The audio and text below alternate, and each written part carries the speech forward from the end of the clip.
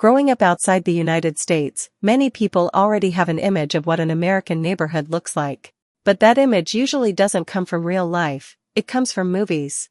Perfect streets, huge houses, endless green lawns, quiet roads lined with trees.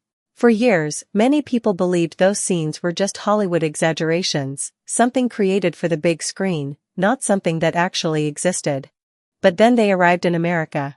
They walked through real neighborhoods, drove through real towns, and saw places that looked almost exactly like the scenes they thought were impossible. And one by one, they all had the same reaction. I never thought this was actually real until I saw it with my own eyes. So what surprised them the most? Was it the massive homes, the open streets, the peaceful surroundings, or the feeling of space that seemed completely different from what they knew back home? For one UK traveler, it was everything he had imagined as a child but never believed he would experience in real life. Growing up surrounded by narrow roads, crowded streets, and cars parked bumper to bumper, the image of a classic American neighborhood always felt like something from a movie. Until he finally stepped into one. I've just found the most American neighborhood. Check this out. Tell me that doesn't look American. To an English person, that is so cool. Let's have a look around my American neighbourhood with me. First of all, there's flags on nearly every lamppost you go past. Green wheelie bins instead of purple. They're massive as well, and you get picked up twice a week. Fire hydrants in the middle of the street.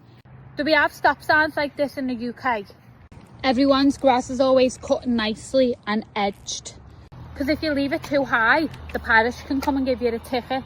No one wants a ticket, do they? Nearly everyone's got one of these trees in the front garden.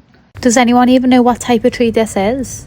Is it a palm? Another flag on someone's house. More of them trees I was talking about. We don't have a post box thing in our door. We've got mailboxes. Rocking chairs in people's front and some little decorations. The streets just look different in general, don't they?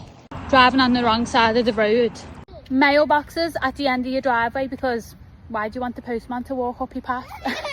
Guys, you know something so cool about Americans is that they'll smile at you for no reason. Like you'll be walking like this and they'll come and say, "Hey, how's your day going?" Like they will smile. And you know, at the beginning you're like, wait, who are you? Like, do I know you? Did we go to school together? And like after a while you start doing it too, because it's just so contagious. It's just so good. It's small things, but it makes everyone happier, you know? Like, look. Hey, how's it going? Going well. You? Good, thank you. Guys, I showed you one example. It's like this every day, 100 times. I abuse about it. I do it like too often, to be honest. No, man, I love this. I'm telling you, after living here for a while, it's probably one of my favorite things. As someone who grew up in Europe, especially in Germany, there's something so cool about American suburbs, and I don't think Americans are realizing that. For me, this really feels like I'm walking through a movie set. And I know that doesn't make sense for a lot of people who grew up here, but I get so excited every time I see a yellow school bus, or like these long drives away with the basketball hubs, or even like these random sidewalks as I'm walking here right now. So please tell me I'm not the only one.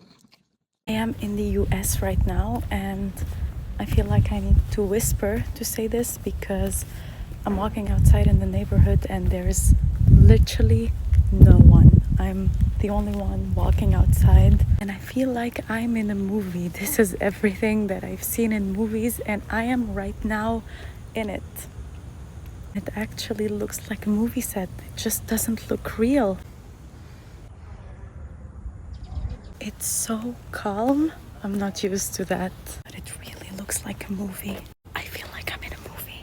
Okay, so you come to America and you realize that everything is the way you saw it in the movies. Like yellow school buses, like big suburban houses with mailboxes out front and newspapers on the driveway.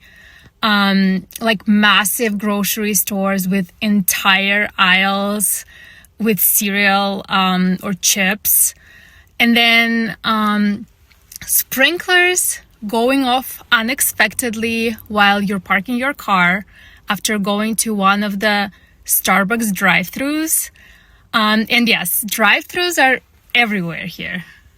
I've been back in the US for 2 hours after living in Spain for 2 years, and these are some things that I have missed so badly. Number 1, normal electrical outlets.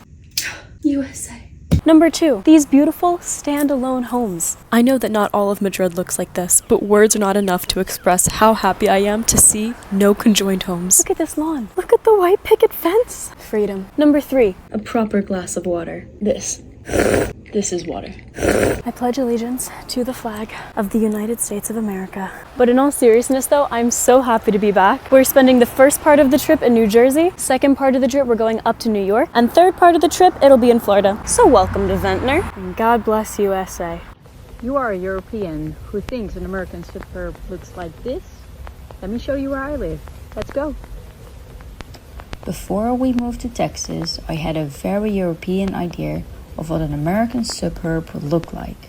I imagined car-only streets, no sidewalks, just rows of houses.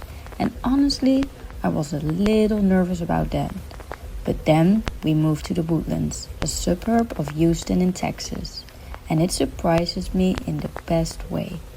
There are miles and miles of walking and biking trails. We can walk to coffee, my kids can bike safely. It is green, like really green. And people are actually outside. As someone who grew up in the Netherlands biking everywhere, finding that kind of lifestyle here meant a lot to me. It reminded me that sometimes our assumptions don't tell the whole story. Would you live somewhere like this? Let me know in the comments. See you around.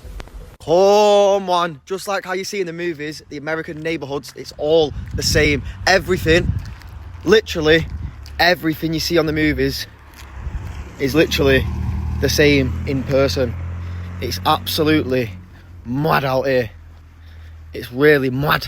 Every house has the American flag outside of it. Every house has them big massive garages, and throughout the day they have the garages open. It's literally mad. Everybody needs to experience America once in their life. Trust me, because everything you see on the movies and all that stuff is literally the same in person. It's absolutely mad. Come on, literally get yourself to America once in your life. Do the soccer program, do anything you can to get here, because trust me, it's crazy. And obviously you guys know I love coaching and I love working with kids and I love just all that sort of stuff. So this soccer program with me that I'm doing in America is perfect. I absolutely love it, boys. So yeah, come on, get to America. It's absolutely mad and the people are absolutely lovely and friendly. So yeah, come on. Like, it's just mad. Everyone has the flags out. Everyone just... It's just a community. Like every neighborhood is just, it's just crazy, boys. Trust me, you all need to get out here one time. It's a beautiful place, man. Here are things in my American neighbourhood that just won't make sense to a British person. The houses are not attached like they are where I grew up in the UK. If your house was detached in the UK where I lived, then you were considered rich. Next up we have basketball hoops. Pretty much every house that has kids that live in it has a basketball hoop. Every single house in my neighbourhood has a garage. Where I lived in the UK, none of the houses had garages. Again, if you had a garage, then you were considered rich. With the garages, everyone leaves them open. No one has to worry about anything getting stolen, anything being moved or anything like that. On the topic of things being stolen, people have patio furniture, people leave their bikes outside. They literally leave anything outside and they don't have to worry about it being stolen. In the UK, when the bin man comes, if the rubbish is not inside of the bin, then he's not going to take it. Here, you can have it like this and everything will be gone. Doesn't matter what it is, they take it. Next up, we have a mailbox. We don't have letterboxes on the door like you do in the UK, so pretty much anyone can steal your mail, but why would anyone want to steal your bills? Not only that, it is also a crime. This red handle on the side lets the mailman know whether you have outgoing mail, and he will take it to the post office. Next up, everyone's grass looks like this. We live in a HOA, so everybody's grass has to be maintained. Unfortunately, if you own your house, you have to do it yourself. If you rent, these guys will do it for you. Now, I am British and I am currently in an American neighbourhood. This time it's a Boston neighbourhood. And I'm going to show you some of the differences between Boston and the UK. For a start, the colours are wild. This is a fall in America. Now, the last time I did an American neighbourhood, it was in the South in North Carolina, where the houses were all kind of single floors. Here, every house has 2 floors. So the houses seem bigger, but they are still made of wood. Now, remember the fire hydrants? These have flags on them. Now look at this. This is a newspaper. I think it's just been thrown on the driveway. If that was to happen in the UK, there'd be uproar. One thing I will say is it does feel a lot more British. I'm feeling like there's a bit of an English influence here. The weather for sure, because it is colder. We've still got the American flags. I can always guarantee. Every house is like something out of a Christmas movie. Like this should be on a postcard. Wait until you see this. This is a baseball field just right by a neighbourhood. Look at that. This is bonkers. In the UK, this would be a football pitch. Sorry, soccer. When I've been in the South, I haven't seen a baseball pitch right next to a neighbourhood. So does that mean that baseball is better in the North? One thing I will say is it does feel a little bit more neighboury. Everyone seems like they live closer together. So I don't know if that means that people are more friendly or it's just a smaller state so they have to live closer together. That is my comparison of American neighbourhoods through these Brits' eyes. But don't go anywhere because I feel like there's going to be a lot more to come. Bro, neighborhoods in America are absolutely insane. Bro, look at the houses here where I'm at. This looks just like a movie. The pavement's different, the roads are wide. I'm gonna take you guys to the end there because bro, at the end of the road, there is a crazy big house in the corner. I need you guys to see this. But look how beautiful the roads are, man. You got palm trees everywhere. I'm in the middle of the road, there's barely any cars where I'm at. I low-key think I like this neighborhood a bit more than Beverly Hills as well. This is the house I was talking about. Look how insane that is. And the crazy part is, it's literally on the corner. So they've got the view of all this place here. Bro, even that house is mad. Literally just like a movie. Yeah, man, that house is just insane. Whoever said the USA is overrated is lying to you. I'm telling you, the USA has been the best holiday I've ever done in my life. LA, crazy. Vegas, crazy. Nevada, Death Valley, all these places. Bro, so beautiful. Anyways, I got an LA vlog dropping on my YouTube in only a couple days, so make sure you guys watch out for that. But definitely come to the USA if you have the opportunity. This is my first time in a red state. Good morning. I am in Houston today.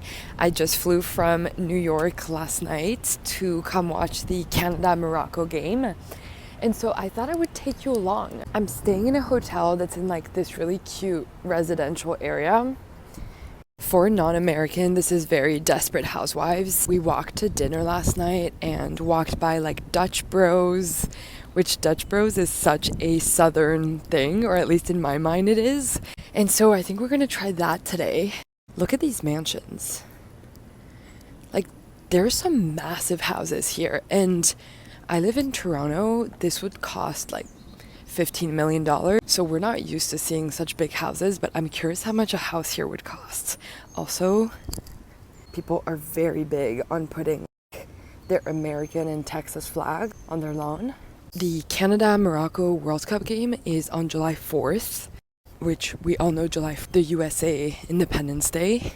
So I'm very curious to see what the vibe is like. I'm off this morning to get a coffee and some breakfast. I'm going to this coffee shop that does like specialty lattes. You know, it's like those like cinnamon swirl, caramel, French toast dipped nonsense. I love that. I love that. It's like extremely sweet. So sweet to the point where it could like give you a heart attack low-key, but listen, we're in America. We gotta try this. So one last thing that I am absolutely not used to. It is currently 9 a.m. and it is already 32 degrees. It's extremely hot and humid here. I am not used to temperatures like this. I know right now in Europe there's a heat wave. Obviously like AC blasts everywhere here. So you'll be wearing like short sleeves. You'll pull up to the restaurant or the coffee shop. You'll be freezing. I don't know how you people do this. Oh my God. Look at this mansion. Again, USA flag. All these USA flags. Look at that. USA, Texas. USA, Texas. We are walking along the classic American suburban sidewalks here. Look at this truck. That is a truck and a half, that, isn't it? Look at that. 2 wheels, skeet long. What is it? Loads of wheels. 6-wheel truck. Crikey. This is what you think of when you think about, I don't know, the South. When you think about neighborhood Texas. These single story, you know, all different colors. They've all got lovely gardens. They've all got huge trucks. The man from Waco. How y'all doing? Hey, how's it going? All right. Good morning. All right. I'm good. How are you? Yes, sir. Yes, sir, man. Enjoying the weather? Yes, sir. Trying to. Hoping it don't rain again. Yeah. Good. Did it rain yesterday? No. Well, I don't know. I didn't come out till like 5 or 6 yesterday. But yeah, it wasn't raining when I came outside. Nice. You live around here? It's nice. Yeah. Beautiful, yes. Yes, sir. Yes, sir. My first day here. It is? Yeah, I'm just looking around the neighborhood. Oh, man. Yes, sir. Congratulations. Thanks. Yeah, it's nice over here, bro. Yeah, it's a good place to live. Yes, sir. Nice. I just went to that coffee shop down there. Okay, right here. Yes, sir. Yeah. Alphabosky. Yeah, that's real good down there, right? Yes, sir. Ah, nice. Nice to meet you. What's your Nice to name? meet you too, Jay. Jay, nice. Nice to meet you too, brother. Pleasure. Enjoy your day. You too. Y'all stay blessed. God bless y'all. You too. God bless. God bless you. Yes, sir. Thank you. Friendly folk here, guys, in the neighbourhood. Proper local life off the beaten track here in Waco. This house here has a rocking chair on the porch and there's a little cat just having a little nap in the daytime beside it. Doesn't get more American than that, does it? Also love everybody flying the flags high and all the differences. Some people's houses are almost boarded up and overgrown, and then you got ones where they're just like immaculately designed and beautiful gardens and lawns. Nice new car, American flag. Jack and I were discussing this in the car the other day, because in England, like, the British flag is almost a sign of racism. It's like really Wrongly. heavily like linked with like the EDL, and like it's a shame because like we should be able to fly our flag the same way everyone else does. We should be proud of where we're from. Yeah. It has negative connotations now, which is a shame. Yeah, so it's attached to like a far right group in the UK, whereas here, you know, you're proud to be American, you fly your flag high. In England, you're proud to be British, and somebody comes and knocks on your door and tells you to take that racist flag down. Yeah, that's a shame. These guys have just started work for the day, landscapers. Good morning, how are you? Morning. He has an insane amount of equipment. This guy, I guess he does multiple houses. He literally arrived, got that thing off, and he's already cutting the grass. So they have about 4 trucks, 6 different strimmers, like 7 backup engines. Yeah. Proud to be a Bishop Lewis Riker Cougar. Hey, there's a cougar that lives there, lads. So yeah. We could take some of these cushions for our bed. Oh, that'll be great. And have your cushions, please. I need a better night's sleep. I guess people just put stuff out there, and then a bit like in the UK, you can put like scrap metal outside and somebody comes and picks it up at some point, I guess. Just like stood in the middle of a crossroads in the neighborhoods of central Texas. How did I end up here? But yeah, from a British perspective, the one thing that I do love about these American housing areas is that all the houses are unique. They're all built uniquely. They're often, I'm guessing, built by the people that bought the land and they built the house, or they've, you know... And like bought it off somebody who built the house. Yeah, they're all different, whereas in the UK, everything's just like uniform. Every house looks the same on a street unless you're like a millionaire and you've made a change. But yeah, really, really cool. Whether it's a rich luxury house or whether it's a working class house, they're all unique and they're sort of very tasteful. Winner of the most American house goes to this lovely family here. Look at that beautiful Harley Davidson, the American flag and the wooden porch. That right there. Mini fridge out on his porch. He's got a mini fridge. That right there. That's the American dream, folks. Lovely. Sit out on your porch, have a cold beer, and then get on your Harley Davidson. Come and drive around one of the most beautiful white picket fence house type neighborhoods that we have found so far since living here in America.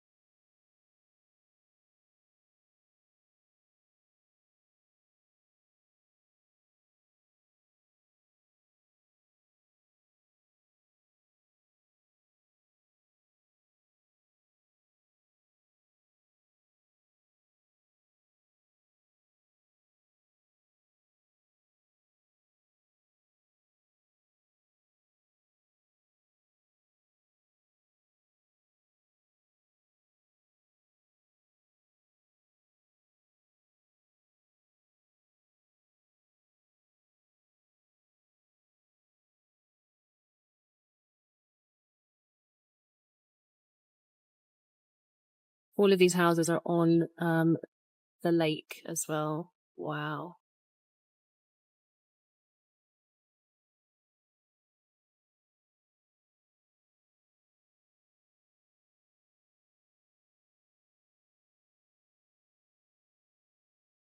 Every new and nice part of every single city looks exactly the same and has the exact same restaurants, bars, and amenities.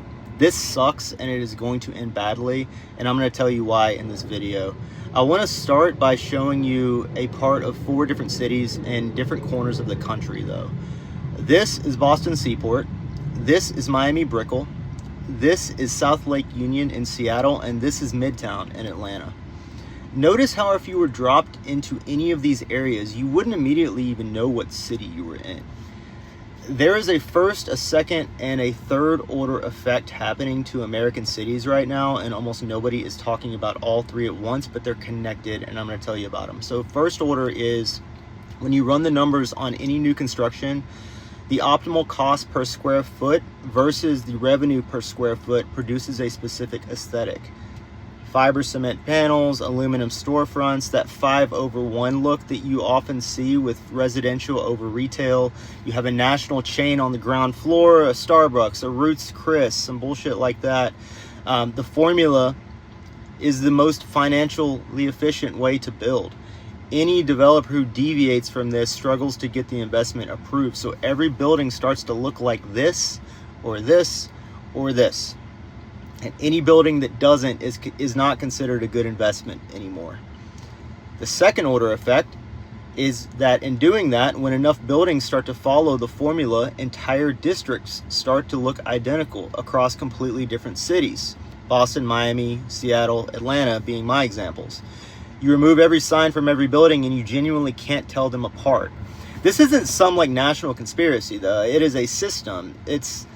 While there are different investment groups across different cities making these changes, you have the same national capital pools, the same architecture firms, the same retail tenants that are national franchises producing the same output in every single city they touch. The third order effect of this, and this is the one that matters to the most in my opinion, is that nobody with any genuine connection to a city chooses to live in these districts once they become that way. People with roots, people with taste, a real creative class, and people with a real relationship to a place, they're choosing neighborhoods with character and history and identity, not these places. And so the formula district collects the people with zero ties to the city. Transplants who came for a job, drifters who would leave tomorrow for a better offer. People who choose the neighborhoods the same way that they would choose a hotel to stay in for the weekend, right? So what you've built is a district entirely populated by people who have no reason to stay when the economic conditions start to sour. The amenities that justified the rent originally become discretionary to people in an economic downturn. Those national chains, they start to close underperforming locations. The office tenants break their leases, and the real estate investment trust sells the asset. And because there's no community with actual roots in the place, there's nothing sticky or authentic keeping anyone there, so the whole district hollows out. And what you end up with is a ghost town, a built-to-spec ghost town. And the real danger is when your entire city starts to look like this formula district. Not a single neighborhood, but the entire city center. Charlotte, Nashville, Austin, increasingly Miami. These cities have optimized for this formula at scale, and when the cycle turns, there is going to be nothing underneath to hold them together, because there isn't going to be anything authentic left that will make that city any different from anywhere else. So that's my rant for today. Name a neighborhood in your city built entirely on this formula, or neighborhood in your city built entirely on this formula with nothing sticky keeping anyone there. And name one neighborhood that would survive anything because the community is genuinely rooted there. Drop both below. As always, be constructed, be civil, and I'll see you guys next time. Peace.